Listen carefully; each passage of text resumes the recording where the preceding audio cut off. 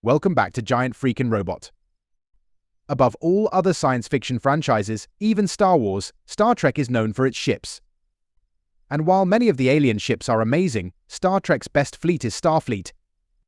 We all have our favorites, but when it comes right down to it, which Starfleet ship kicks the most ass? Determining which ship is the most powerful isn't as easy as it seems. You can't, for instance, compare the Galaxy-class Enterprise to the Constitution Enterprise and say the Galaxy-class is more powerful because it's newer. What in blazes is this? That doesn't make any sense. The best way to determine which ship is the most powerful is by comparing it to the other ships of its era. But what does an era mean exactly? The Excelsior class was in service during the days of both Captain Kirk and Captain Picard. So do we compare it to Kirk-era ships or Picard-era ships? For this list, we're going to attempt to determine which Starfleet ship is the most powerful by comparing each vessel directly against the other ships in service during its peak. That means comparing against other Starfleet ships, but also against the enemy threats it was expected to be the best defense against. If I get lost, I'll just follow the ship in front of us. For example, when the Excelsior was the Federation's most powerful ship, how much more powerful was it than all the other ships around it? That differential will help point the way to which Starfleet ship is truly the most powerful. The game's afoot, huh? So here they are, in order, Starfleet's most powerful starships. Dawson!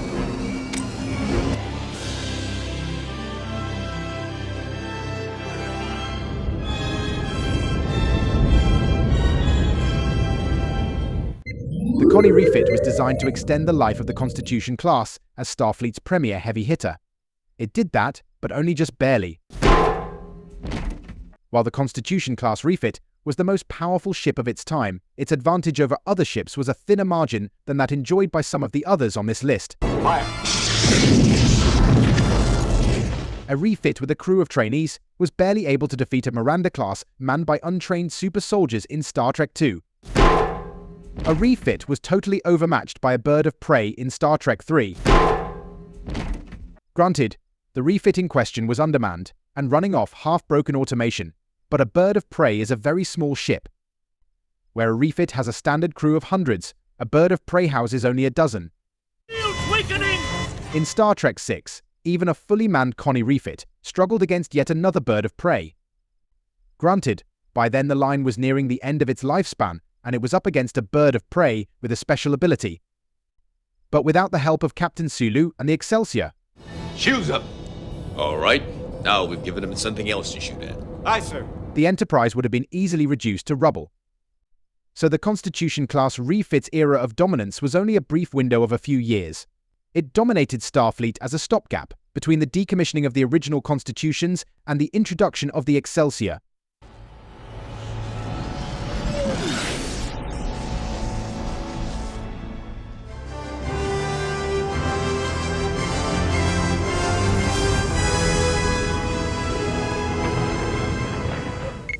The Odyssey class was Starfleet's attempt to match the mega-sized ships of the Borg and the Romulans.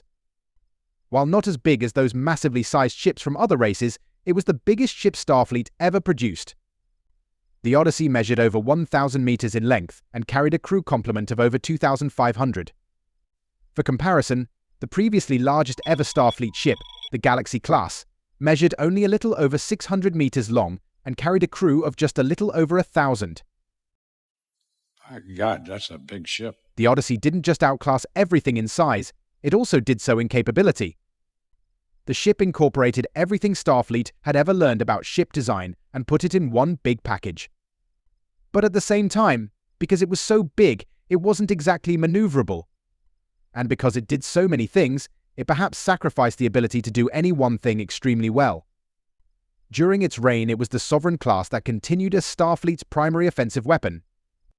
And some of Starfleet's best exploration and scientific work soon began to be parceled out to newer, smaller, and easier to produce ships like the Sagan class. But sheer size makes up for a lot, and there's nothing in Starfleet's armada that's ever been bigger than the Odyssey class.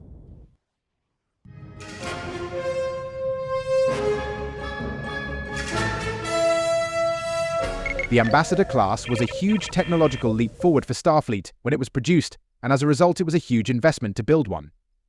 It was worth it. The Ambassador was the heavyweight of its era, When one showed up, everyone got out of the way. The ship was so much more powerful than the others of its time that it could take on two of any of the best ships any other of the major races could field. It was the first stepping stone on the way to the Galaxy class. But the Ambassador class was not designed as a warship, or an explorer, or with any one thing in mind. It was a one-ship-fits-all approach, and as such, like the Odyssey, it lacked the ability to do any one thing extremely well. We do know, thanks to Tasha Yar, that its innovative engines gave it a huge maneuverability advantage over most other vessels of the time. Your ship has much more maneuverability than the Romulan counterparts of that era. Actually, While the Ambassador continued on to be the top-of-the-line ship in Starfleet's arsenal for years, other ships soon appeared which could do at least one or two of the things it could do, as well as it could. It was so difficult to build that we only know of 8 Ambassadors which ever made it into service. The Ambassador went into service in the 2340s, and at least a few of them were still in operation by the 2370s. Several were destroyed by the Borg in the Battle of Wolf 359, and at least one, the USS Exeter, was still around to take part in the Dominion War. When the Galaxy class went into service in the 2360s, the Ambassador's reign of supremacy was over.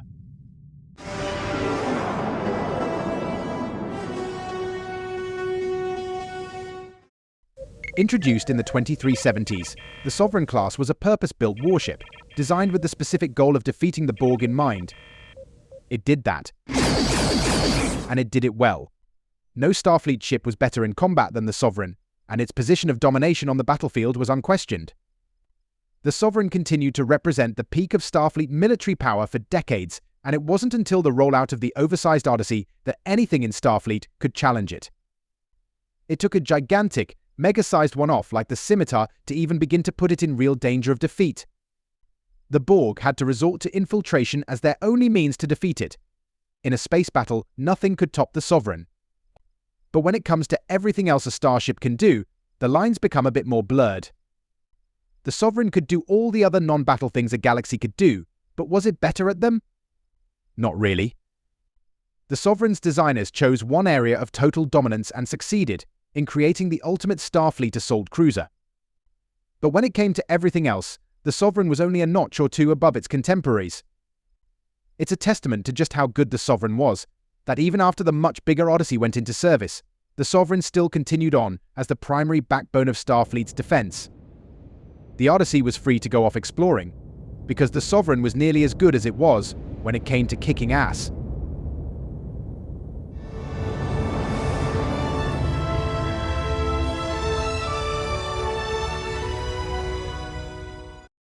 If the Ambassador was a big leap forward in Starfleet technology, then the Galaxy class was a double jump. The Galaxy took all the lessons learned in the design of the Ambassador class and upped the ante for an entirely new Starfleet design philosophy. The Galaxy class design program would go on to spawn numerous other starship classes, like the Nebula, but none matched the size and power of the Galaxy class itself. First introduced in the 2360s, the Galaxy class was, at the time, the biggest ship Starfleet had ever produced and a distinct departure from all past Federation design philosophy. The ship was designed almost as a long-term residence, as much as it was a military vessel, and as such it was utterly overpowered as a way to deal with a wide variety of circumstances. Despite its massive size, the Galaxy class was the fastest ship of its time and also surprisingly maneuverable. The ship's ability to adapt to any circumstance allowed it to easily outclass anything thrown at it.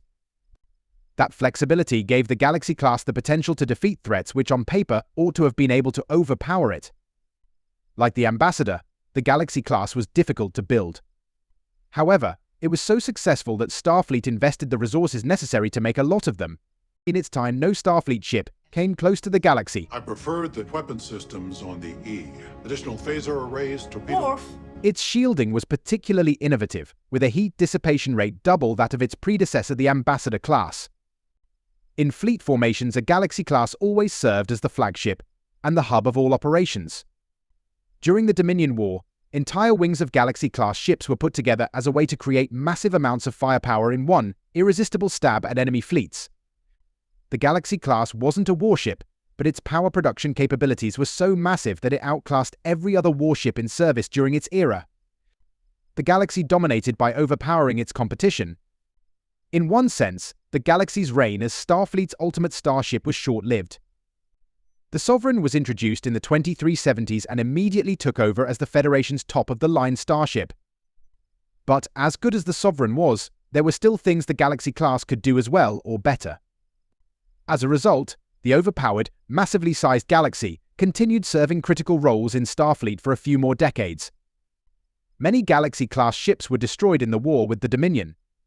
Even though the Galaxy was still one of Starfleet's most powerful ships, due to the massive resource drain required to construct one, most were never replaced. I realize what I've missed most. The carpet. If those ships hadn't been lost, then it's possible the Galaxy-class would have continued on as the Federation's top-of-the-line symbol even after the introduction of the Sovereign class.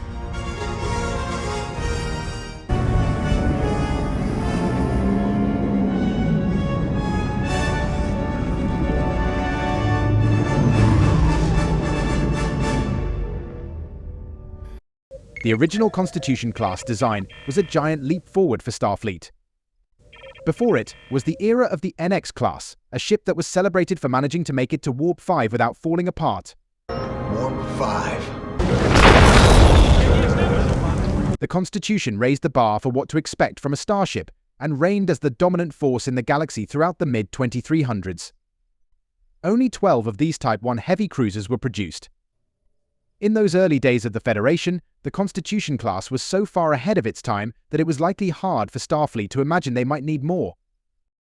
The Constitution class was used as a long-range explorer, but it had the ability to go anywhere and do anything that was required of it. That was a new idea. Previous Starfleet vessels were usually purpose-built for specific tasks, and while the NX-class ships ended up filling the anything and everything role, it's not what they were intended for. Few ships of its time had the means to threaten a Constitution class. The best Romulan ships of the era only survived encounters with them by cloaking and running away. Even the Klingons tended to mind their manners when a Connie showed up.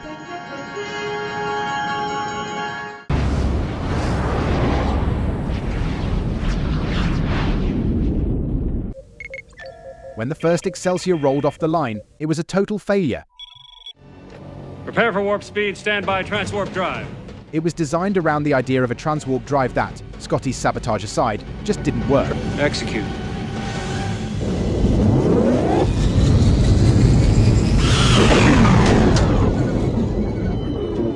But the ship's space frame was so good that it didn't matter. The Excelsior program ditched its experimental drive and went with a more traditional warp core.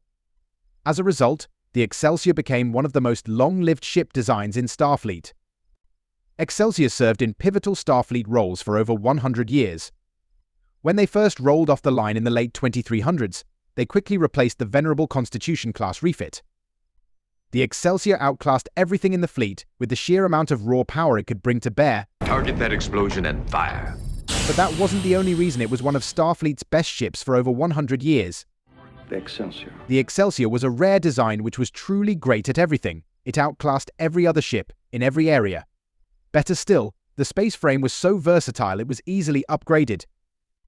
An Excelsior class from 2395 would have had entirely different technical specifications than an Excelsior from 2450. The Excelsior's reign as Starfleet's top-of-the-line starship lasted for nearly 60 years. It led the fleet from the Constitution refit's retirement up until the arrival of the Ambassador class in the 2340s. That's 60 years as Starfleet's premier performer and another 50 or so after as the Federation's most reliable workhorse. Even the arrival of ships like the Galaxy class or the Defiant class did not mean the Excelsior class was out of its element.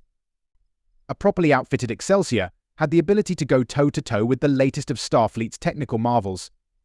It was a rogue Excelsior class with an inexperienced commander which fought the Defiant to a near standstill as it sped towards Earth in an attempt to stop a coup. And the Defiant was a purpose-built warship. Outside of a Sovereign class or a Galaxy class, few other ships of that era had the ability to take down that kind of battleship. When we think Star Trek, we think of the Constitution class. But when the people of the Federation think Starfleet, they almost certainly imagine an Excelsior class out there sailing among the stars.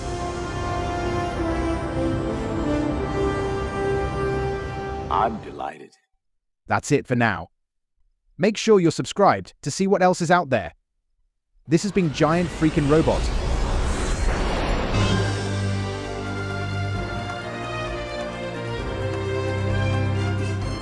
you know row your boat? Merrily, merrily, merrily, merrily, life is but a dream.